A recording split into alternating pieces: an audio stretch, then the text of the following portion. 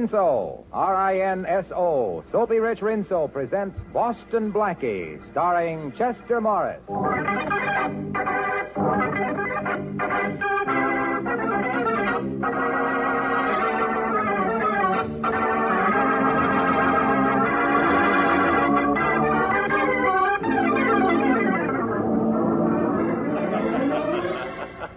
What are you reading, Chief? Little Abner?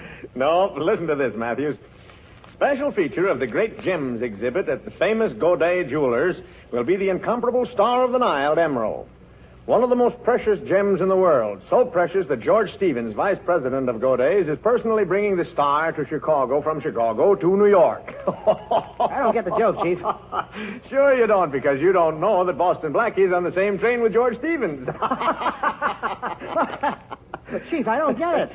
Well, if I know my Boston Blackie, and to my great sorrow I do, he won't be able to resist a little gadget worth a cool $200,000. I still don't see what's funny. Besides, Blackie hasn't gone after sparklers in a long time. I know that, but I also know one thing that sparkles that's right up Blackie's alley. Yeah, what's that? Dames. Sure, Chief, but the Star of the Nile ain't a dame. Yeah, but Helen Crew is. Helen Carew. Yeah, something's bound to happen on a train when it's carrying those three. George Stevens, Helen Carew, and Boston Blackie.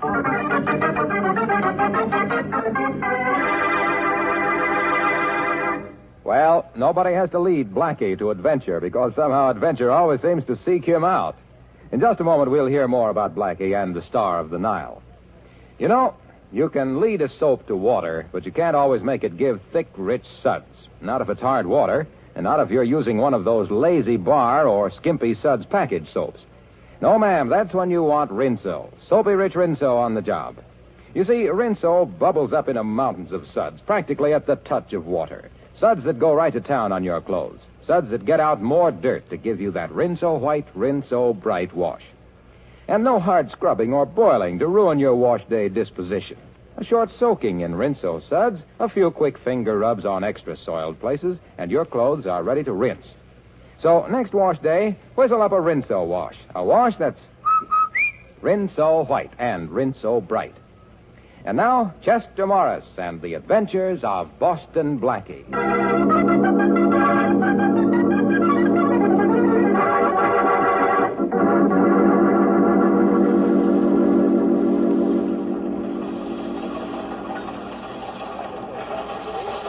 It's obvious that an international bank should be established for reconstruction. At the United Nations Monetary and Financial Conference held at Bretton Woods, certain preliminary steps were taken. However, it is only the beginning. When you realize that the International Monetary Fund will total around $8.5 billion. But that's only the beginning. Yes, well, a small beginning. You know, I get kind of mixed up when I start counting over 850. Oh, young man, we'll all have to learn how to count in millions and billions in the post-war world. Well, that's very interesting. Oh, here you are, Stuart. I'd like some dessert. Will you take this seat, miss? Oh, thank you. Never mind the dessert, Stuart. Well, I'm finished. Wouldn't you rather have this chair by the window? Thank you. And good day to you, young man. Thanks for your company. Well, thanks to you for the tip on the international monetary situation. I can't wait to use it. Very interesting man. And very distinguished looking, too. Who is he? I don't know, but he's awfully good at counting. Is it all right if we talk? Why not? You see, my mother never told me not to talk to strangers on a train. I like your mother. Very intelligent woman. Well, I'm no isolationist. But to make it proper, my name is Helen Carew. Oh, and mine is Boston Blackie. I've heard that name somewhere. Are you a baseball player? No, why? Do you like baseball? No, not particularly. Well, why did you bring up the subject? Oh, just to make conversation. Fine. Let's talk about you. All right, let's. I'm a very pleased young lady on a train between Chicago and New York. Why are you pleased? Because I didn't expect conversation with my dinner. Well, do you realize that the International Monetary Fund will total about $8.5 billion this year? No. Yes. You see... Uh-oh, it's back again. Excuse me, I've lost something. It can't be that $8.5 million. No, it was a chamois pouch. I don't see it. Wait. Oh, I'd better get out of the way. It isn't here. Oh, pardon me, sir. What did you lose? This is terrible, terrible. Waiter. Oh, it sounds important. Young man, you have no idea how important. That pouch was worth $200,000. That's a lot of money to be carrying around. It wasn't money. It was an emerald. One of the most valuable gems in the world, the Star of the Nile. What a pretty name.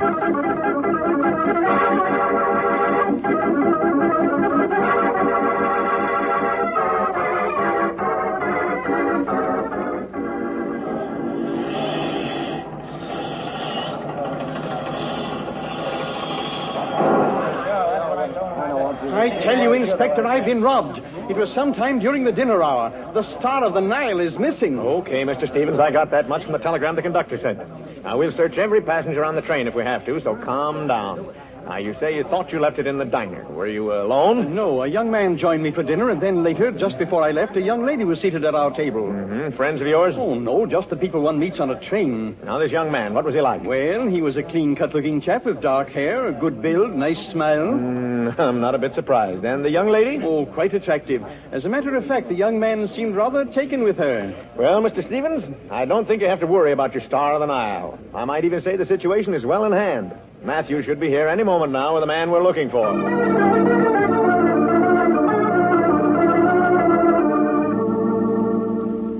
Here he is, Chief. Welcome, Boston Blackie. Welcome home. Your new home. As a matter of fact, I've prepared a special escort to take you there. Well, now, how thoughtful, Inspector. But where's the brass band? All right, come off it, Blackie. Where's the emerald? This is a great shock to me, young man. It's no shock to me, sir. I know my Faraday. He never fails. He never fails to be dead wrong. I'm sorry to disappoint you, Blackie.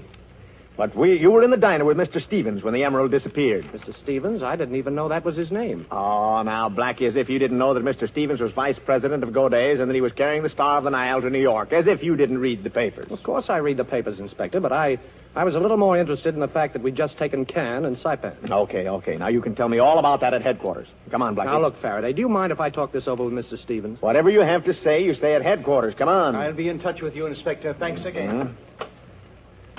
Now, about that brass band, Blackie, I'll arrange to have one when we send you up the river. Oh, are you leaving, Mr. Blackie? Oh, yes. Yes, my Uncle Faraday always brings the town car to meet me. Uncle Faraday, my aunt. Well, your Uncle Faraday must have a lot of influence. I wonder when the police are going to let the rest of us off the train. Well, Miss Carew, I'll see if I can use my influence. You see, he happens to be the police.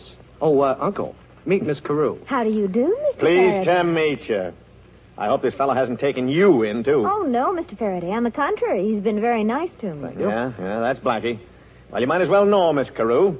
He's being charged with the theft of the Star of the Nile. But that's impossible. Impossible?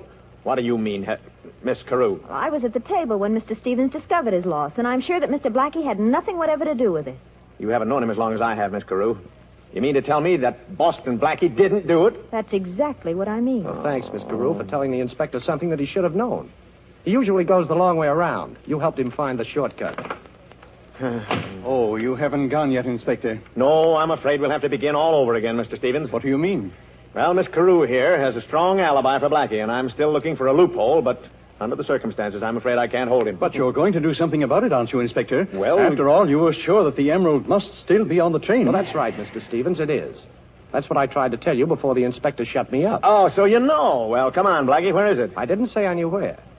Mr. Stevens, you're rather absent-minded, aren't you? Absent-minded? Why, no. Well, perhaps I'm jumping to conclusions, but, of course, if you'll remember, you left the diner without paying your bill. I did? Oh, not that I minded buying your dinner, Mr. Stevens, but it occurred to me that if you were absent-minded enough to forget your dinner check, you also might have forgotten something else. How could I forget the Star of the Nile? I put it in my vest pocket just before I went into the diner. Are you sure you put it in your vest pocket, Mr. Stevens? Yes. Well, then the whole thing's solved. Oh. You know, all during dinner, I was envying you, Mr. Stevens. I really was. You looked so cool and comfortable in that sports jacket you were wearing, and you weren't wearing a vest, Mr. Stevens. I wasn't? Oh, well, that's absurd. Now, wait a minute. Oh, what's going on here? Vests, sports jackets. Come on, Blackie. Don't you remember, Mr. Stevens? Now, let me think. I lay down to take a nap just before dinner. Yeah. I got up and dressed and... By George, you're right. Oh. The emerald must be in the vest that I packed in my suitcase. Oh, Inspector, I'm terribly sorry to have caused you all this trouble, and you, young man, and young lady. Oh, thank you. Thank you very much. And good day. Well, how do you like that? You seem to be disappointed, Inspector. Yeah. You know, if Boston Blackie can sit next to a guy in a train that's got something worth $200,000 and not do something about it, I guess it's time I turned in my bag. Well, you should have thought of that before, Inspector. Just think. By now, you could have had a cottage, a couple of cows, a victory garden, instead of that pet ulcer of yours. By the way, what do you call it? Boston Blackie. What else? Why, Inspector, how sweet of you, naming your first one after me.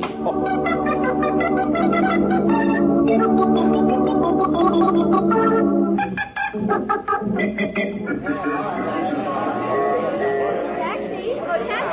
Oh, Miss Carew, I've been looking for you. Here's a cab coming up now. May I drop you someplace? Thanks. Where to, Miss Carew? The Middleton, please. Okay, driver, 48th Street off Lexington. You don't miss a thing, do you, Mr. Blackie? Well, I have a great appreciation for beautiful things. Oh, then you must have seen the Star of the Nile. Star of the Nile? Mm-hmm. I was talking about beautiful things. Such as, well, the dessert I had for dinner last night. Oh, I was just marveling at how clever you were, helping Mr. Stevens to find his emerald. Well, it isn't hard to find something that was never lost, Miss Carew.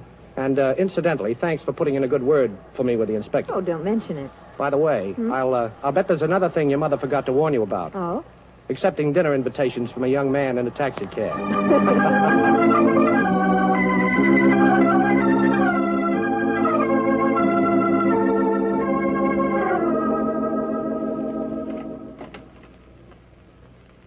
I told you not to disturb me, Miss Everett. I'm too busy to see... Oh, who are you? Louis? Louis? Yeah. Miller said you wanted to see me. Oh, yes, Mr. Louis. Won't you sit down? Now, look, let's get this straight, Mr. Stevens. I don't know you, but Miller said you had a job for a guy with fingers. Well, I wouldn't exactly put it that way, Mr. And another Louis. thing, Mr. Stevens. This is strictly business. Miller says you want me to open up a safe down at Goday's and lift a hunk of jewelry. Well, now... And what's more, Mr. Stevens, I know you're vice president of Goday's. That's your business, but it ain't mine. And if you're worrying about what might happen, you're in a swell spot. After all, who'd the judge believe, me or you? Well, I'm glad we understand each other, Mr. Louis. The emerald has already been deposited in the Goday vault, and since the exhibit will open tomorrow, there's no reason for any further delay.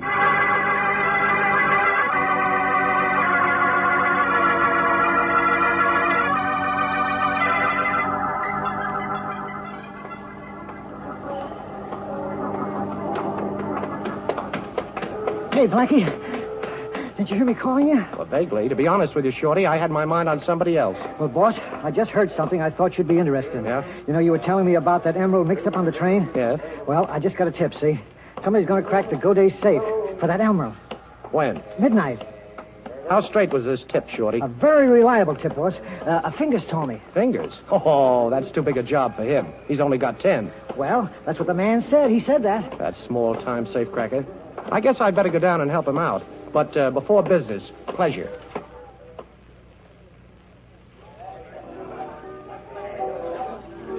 Well, for once, Miss Carew, I can't blame Faraday. After all, he brought us together.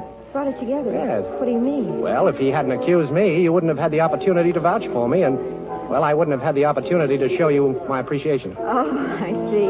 Well, the whole thing was a little silly anyway. Oh, well, not altogether. Faraday has the memory of an elephant and the persistence of a little beaver. And looks like both of them. If anything happens, it's got to be Boston Blackie. Oh, that's a nuisance, isn't it? Oh, I don't know. Faraday hounds me, but it's good to have him around at the wind-up. Blackie, I don't quite make you out, but I like you. Thanks. I hope that's an understatement. Well, I'm surprised the police are so suspicious of you. Oh, that's the story of my life. You see, Faraday has good instincts, only he picks the wrong person. If he knew, for instance, that tonight I may have something to do with robbing a vault, he'd become suspicious right away. But, of course, you haven't anything to do with that. But, of course, I have. Only it's not as bad as it sounds. Oh, now I'm really puzzled. Well, the only puzzle is, why don't I spend the rest of the evening with you? Meaning that you have to leave? Meaning that I have an important conference about something green and something Egyptian. Oh, I see. But like the Sphinx, you won't talk. Perhaps I'll have something to tell you later. I'll get your coat. Oh, thanks. I have to phone. But don't make any dates for the next month. I want to put in my bid first. Hello? Operator, give me Madison 72772. Hello? Inspector? This is Helen Carew. I just had dinner with Boston Blackie. We're leaving now. He's dropping me off at my hotel. He's going down to Goday's. He's after the emerald. And, Inspector, if you should happen to catch him, please don't mention me.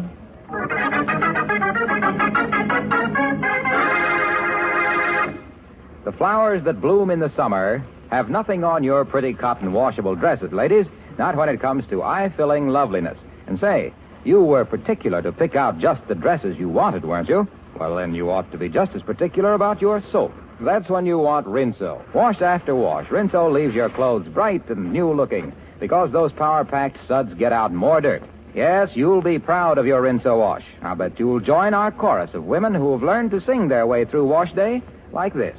Rinso, white, Rinso, white, happy little wash day song. Rinso. White. Rinso. White, Birdie, sing it all day long. Your fine feathered friend has a message to send, so listen, you can't go wrong. Rinso. White. Rinso. White, happy little wash day song. So get Rinso tomorrow. And now back to Chester Morris and the adventures of Boston Blackie.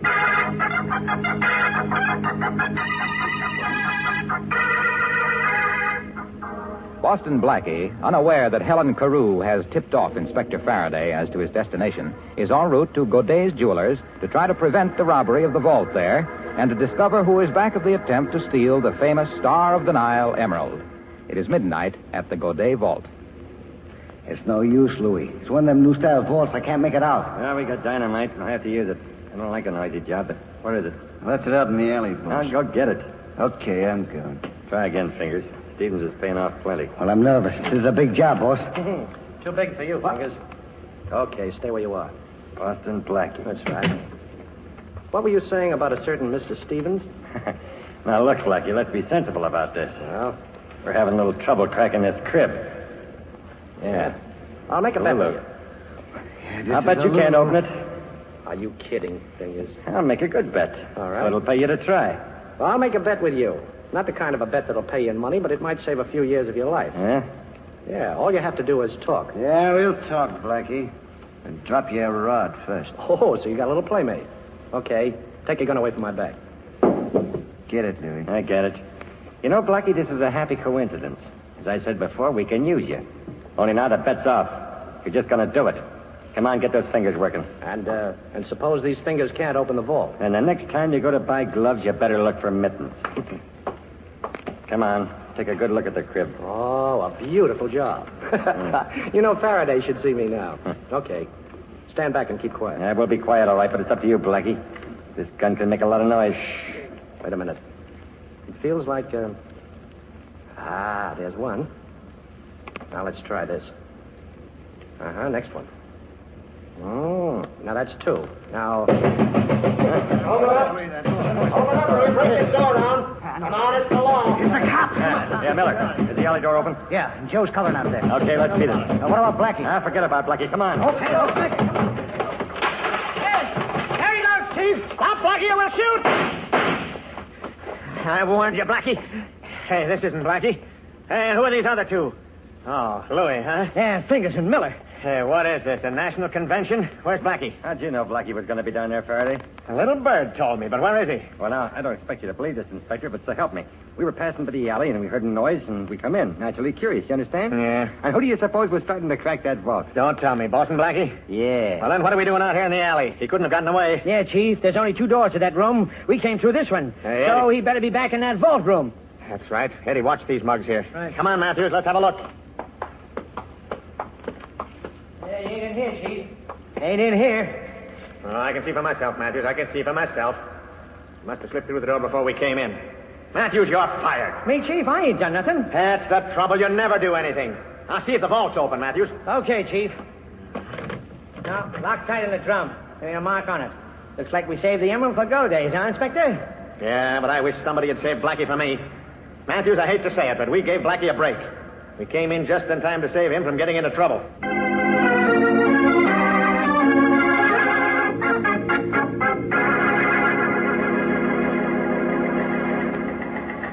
I just wanted to thank you, Inspector, for preventing the robbery last night and catching the thieves. Don't mention it, Mr. Stevens. Tell me, did they have a chance to open the vault? Nope, we were Johnny on the spot. They never even got started. Well, Inspector, I can't thank you enough for the fine job you've done. Fine job. Nothing ever happens. Nobody steals anything. Listen, Mr. Stevens, if somebody should steal that emerald and I catch him, then you can thank me. What burns me up is that Boston Blackie was down there, too, but he got away. Boston Blackie, he got away. Are you sure the vault wasn't opened? Sure, we tried it. It was locked tight. Well, that's fine, but to be on the safe side, I'd better check up. I'll go right down to the vault myself.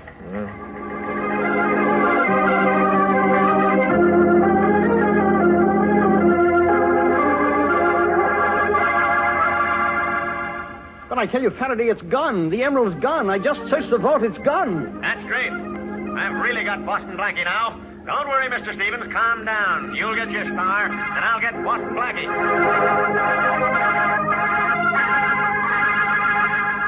So that's what happened, Helen. Faraday collected 3 mugs, and he didn't seem pleased about it. Blackie, how did you get out? Well, while Faraday was rounding up the other mugs, I got the last number of the vault's combination, you see? Mm-hmm. I opened the door and stepped in and then closed it. But you might have been locked in. I was locked in, fortunately, because somebody tried the handle of the vault later. You see, Helen, modern vaults have an anti-hold-up device. What's that? Oh, it's a sort of gimmick that locks the door from the inside. Well, I just pushed the lever. After they left, I slipped out through the alley door. What were you after, Blackie? I told you before. Something green and something Egyptian. The Star of the Nile emerald, of course. Did you find it in the vault? Yes, Oh, but I didn't take it. I just wanted to make sure it was there. you didn't take it. Blackie, I don't understand you. Now, look, somebody's after the Star of the Nile, and if he gets it, somebody's going to take the rap for it. Could be me, but that's not the point. Nobody's going to take a rap for somebody else while I'm around. You're talking about somebody. Who? I'll find that out. But first, I want to have a talk with Mr. Stevens at his hotel. Perhaps he has an idea. Goodbye, Helen. Next time, I promise you, we won't have any outside interference. Operator, give me Madison 72772.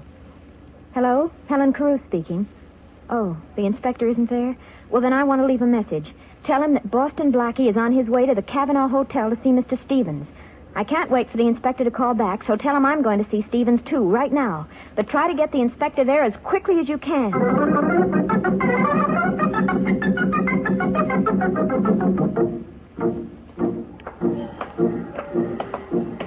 Slow down, Blackie. Slow down there. Okay, you can march in step with me and Matthews now. You taking your afternoon constitutional, gentlemen? What were you doing back there at the Middleton apartment, Blackie? Now, Inspector, you're privileged to know anything about my public life, but I insist that you don't interfere in my private affairs. Well, this is a little private affair that I am interfering in. Oh. You're under arrest for stealing the Star of the Nile. What, again? And no alibi this time either. You were down at the Godet vault with Louis and the 2 other guys. I got them and searched them, but you got away. Now, somebody got that emerald out of the vault. Come on. Shake a leg, Blackie. Hey, I didn't say stop. I said go. Police! Police, I've been robbed. What do you mean? Who robbed? Have you gone nuts, Blackie? Let me go, police! Oh, cut it out. What is it? Who robbed? Let me go. They pulled a gun on me, the 2 of them. Help! Now, listen, you all really give it to you. Hear me straighten me. Hey, he's gone. Matthews, why don't you help me out of this? Come on. Hey, folks, look, I'm a police inspector. Honest, I am. Matthews, quick, shoot it, Blackie! Hey, listen, all of you, stand back. Lay off that fella. He's a police. That's Matthews. He's police, too. Thanks, Chief. Say, did Blackie get away? Yeah. Matthews, you're fired.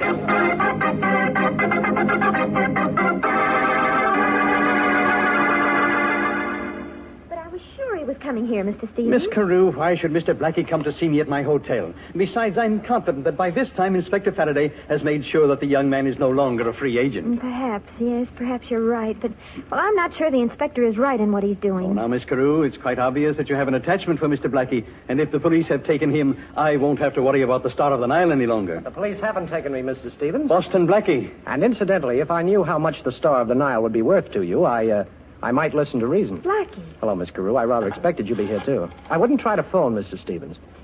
You really don't want the police to come up here. Why not? Because it would be very embarrassing for you. And besides, it would be very embarrassing if I had to use this gun. Blackie, look. Oh, Helen, don't. Helen, why did you knock the gun out of my hand? Because you had me fooled for a while, but I'm finally beginning to understand you, Blackie. All right, the 2 of you stand still and put your hands up high. Oh, so you have a gun, too, Mr. Stevens. Is that to guard the emerald you stole from your own vault? Mr. Stevens took the emerald? Yes. Usually when people want to steal something, they just steal it. But Mr. Stevens had to do it the hard way. But you made it much easier for me, Mr. Blackie. You see, you were in the vault, and now everybody will know that Boston Blackie stole the emerald. There's just one thing I'd like to know, Mr. Stevens. Why does a vice president of a large firm like Godey's have to steal a piece of jewelry? Well, there's an ugly word for it, embezzlement. I'm awfully sorry, Miss Carew. Sorry that you came here tonight because no one else can know what you 2 know now. I'm going to have to kill you. Come on, Stevens. Give me that gun. Stay where you are. I want that gun, Stevens. Blackie, don't. I told you to stay where you are. Look, you can't pull that trigger. Get back! Get back! Thanks, Helen, for sending the message. Inspector, I think Mr. Stevens will go with you now. Stevens? Yes, Inspector, and thanks for putting Helen on this case. We've got your man. Come on, let's go. No, I won't go. I can't go. I've gone long enough. I can never catch up. For years now, I've been running after myself, running away from something. I couldn't stop, but I've got to stop. You'll never get me, I tell you. I've got to stop. Well, we got what we were looking for, but I can't say I'm very happy about it.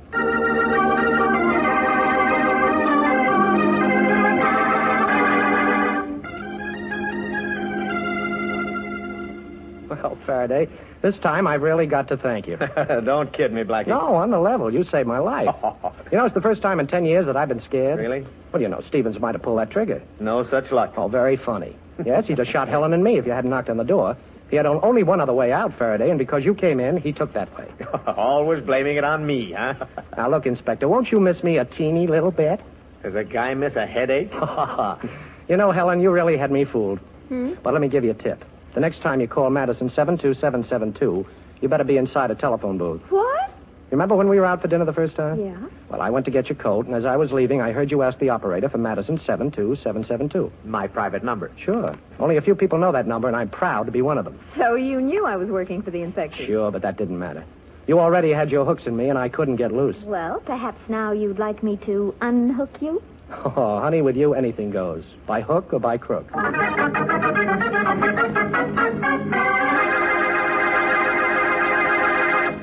I suppose it's your business if you want to make a big job out of dishwashing, but I'd like to butt in just the same because I feel you don't really like to spend a lot of time at the kitchen sink, and you don't have to if you put Rinso to work for you. Those peppy Rinso suds get your dishes sparkling bright so easily that there's not much point in scraping and scouring with the lazy suds of some soaps.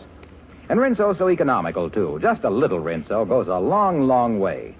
So better get Rinso tomorrow for dishwashing, for all the soap and water jobs around the house, and for a wash that's Rinso White and Rinso Bright.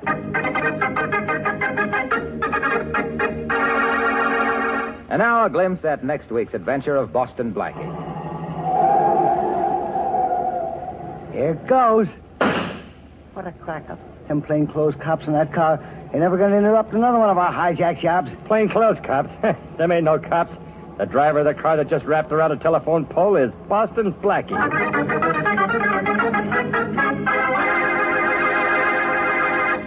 Friends, millions of tons of paper are needed to ship ammunition and blood plasma, so vitally necessary in the winning of this war. Do your share to see that our boys get the material they need. Save paper. The need is terribly urgent. Now, one simple way to help is to take your own shopping bag to the grocer's.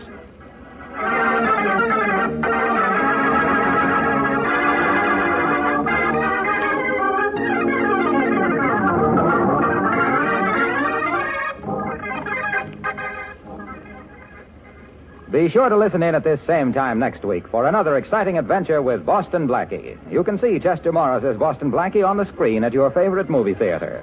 Boston Blackie's latest Columbia picture is One Mysterious Night, soon to be released. Richard Lane appears as Inspector Faraday. Music by Charles Cornell. This is Harlow Wilcox saying good night for Boston Blackie, brought to you by the makers of Rinso, the soap that gets clothes. And when you get Rinso tomorrow, buy some Lifebuoy, too. Use Lifebuoy in your daily bath or shower. You'll love that rich, purifying lather. You know, of 7 leading brands, Lifebuoy gives you the most soap for your money. And besides, it's the only soap especially made to stop This is the National Broadcasting Company.